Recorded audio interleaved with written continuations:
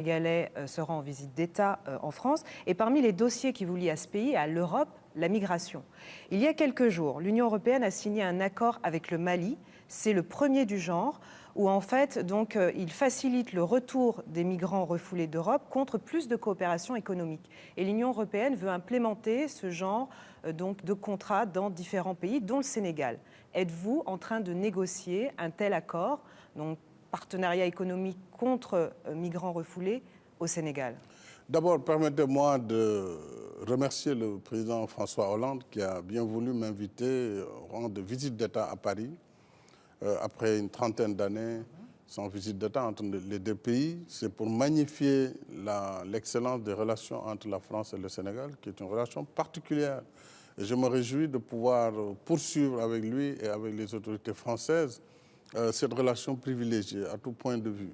Avec l'Union européenne, nous sommes des partenaires. Nous avons travaillé ensemble, mais je peux tout de suite vous dire très clairement, le Sénégal ne peut pas accepter de travailler dans la perspective de plus de coopération, moins de migration.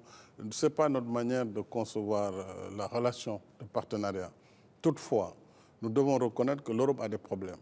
Aujourd'hui, avec le phénomène migratoire massif dans un délai de temps réduit, ce qui se passe en Syrie, nous l'avons vu, ce qui se passe en Libye. La Libye a été un filtre, mais ce filtre a sauté, du fait des Européens d'ailleurs, quelque part. Donc, il y a eu cet afflux massif des réfugiés africains aussi, et l'Europe n'est pas en mesure de capter tout cela. Nous devons en être conscients. Et nous avons travaillé vraiment en toute transparence avec l'Union européenne. J'ai reçu Mme Mogherini ici, et nos équipes se parlent quotidiennement pour d'abord différencier deux choses. Les migrants qui sont en Europe depuis très longtemps, il n'est pas question de remettre en cause leur séjour en Europe.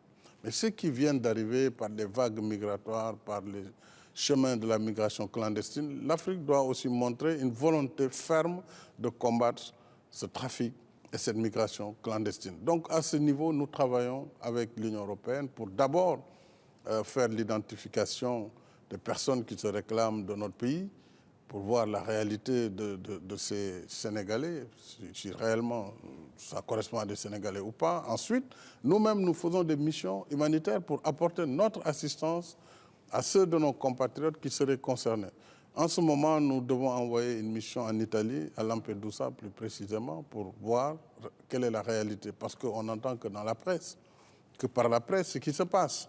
Nos diplomates y seront, avec aussi des missions de fonctionnaires pour savoir le nombre de Sénégalais concernés, si oui, si c'est dans le cadre des bateaux qui viennent par la Méditerranée, bien sûr, nous devrons pouvoir accompagner ces compatriotes, les ramener et leur donner des perspectives d'emploi et des perspectives de réinsertion.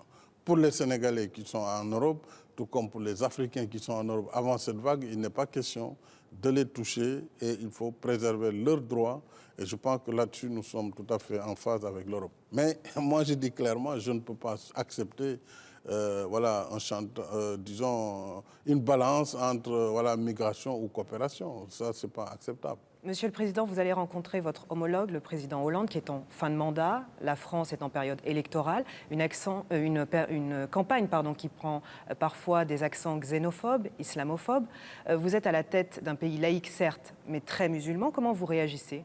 Nous avons 95% de musulmans, avec 4 à 5% de chrétiens. Nous vivons en parfaite harmonie. Il n'y a aucun problème. Donc, on voit bien que musulmans et chrétiens peuvent cohabiter. Mais il y a un discours radical qui prend pour prétexte l'islam.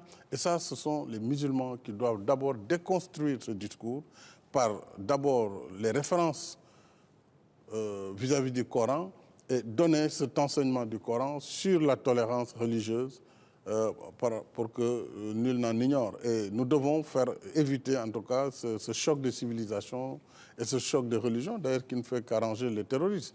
Donc en Europe, je peux comprendre que les gens soient parfois inquiets, mais il faut qu'ils retiennent que les plus grandes victimes sont musulmanes. Et c'est dans les pays musulmans où le terrorisme fait le plus de dégâts.